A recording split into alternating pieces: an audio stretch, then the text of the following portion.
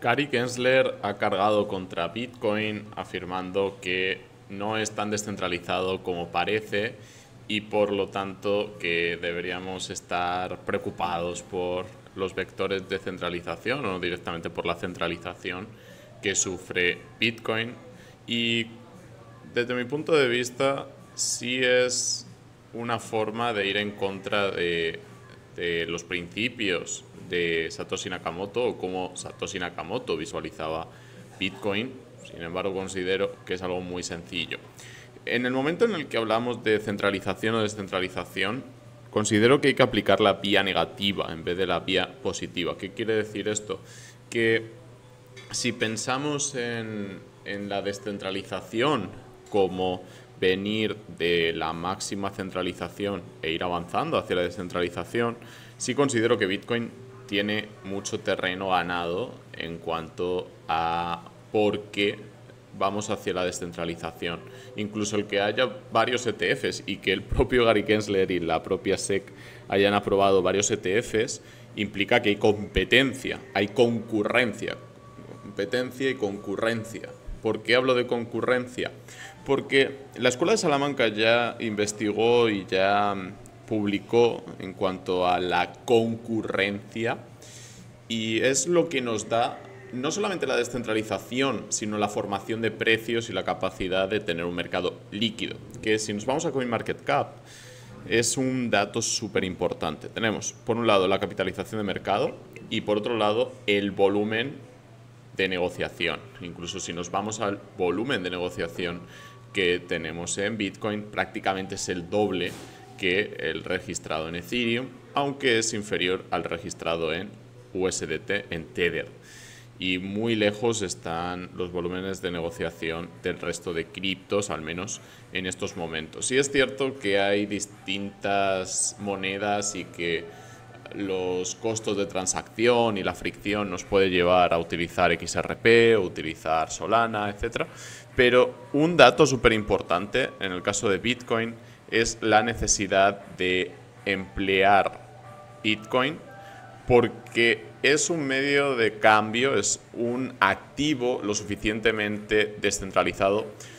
Y aquí me estoy refiriendo directamente a la ausencia de vetos o la ausencia de autoridad que pueda decir aprueba esta transacción o no apruebes esta transacción.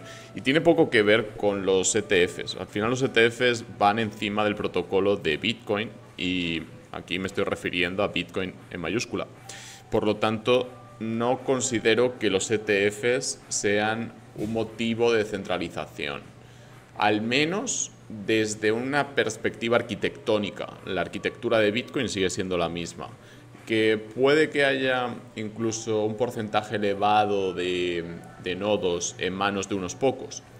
Sí, puede ser, pero el hecho de que unos cuantos nodos controlen un porcentaje elevado del total de los nodos no es tan problemático, porque Bitcoin no se desarrolla, no se construye en base a la capacidad de vetar una transacción por saber qué va dentro de esa transacción, que es lo que sucede en el sistema bancario, incluso en lo que sucede en los exchanges. Si tienes una sospecha de que alguien está en un país que por lo que sea tiene sanciones internacionales o incluso hay una mínima sospecha de irregularidad, pues enseguida se bloquea la transacción, cosa que en Bitcoin no sucede, al menos no sucede a nivel de protocolo, no sucede a nivel de blockchain.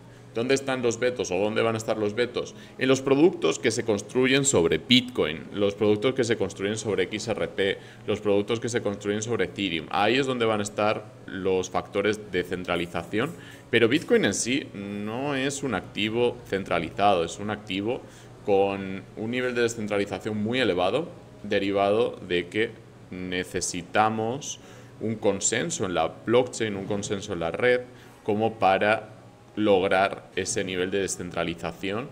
Y claro, en este caso él a lo que hace referencia es a por qué las finanzas tienden a ser centralizadas. Y sí, es cierto, tienden a ser centralizadas en los protocolos o en los sistemas que van sobre los medios de cambio. Sin embargo, más descentralizado incluso que Bitcoin es el efectivo. El dinero en efectivo fluye de una forma tan libre y tan descentralizada o tan poco planificada que incluso nos llega a otros países donde el dólar no es moneda de curso legal o incluso no es un medio de cambio reconocido oficialmente. Por lo tanto, yo respondería no solamente hablando de Bitcoin, sino también hablando de cómo el efectivo es muy descentralizado, no porque haya instituciones que lo manejen o lo controlen, sino por la evolución social de estos activos, tanto Bitcoin como el efectivo. Y volviendo a Bitcoin, concretamente volviendo a Bitcoin, la prueba de trabajo hace que Bitcoin sea muy descentralizado. Es cierto que consume energía y todo lo que queramos, pero es lo que provoca al nodo validador que necesite consumir energía. ¿Para qué? Para evitar tener que identificarse y tener la autoridad necesaria y suficiente como para validar transacciones. Así que ahí es donde entra la tesis que quiero defender hoy.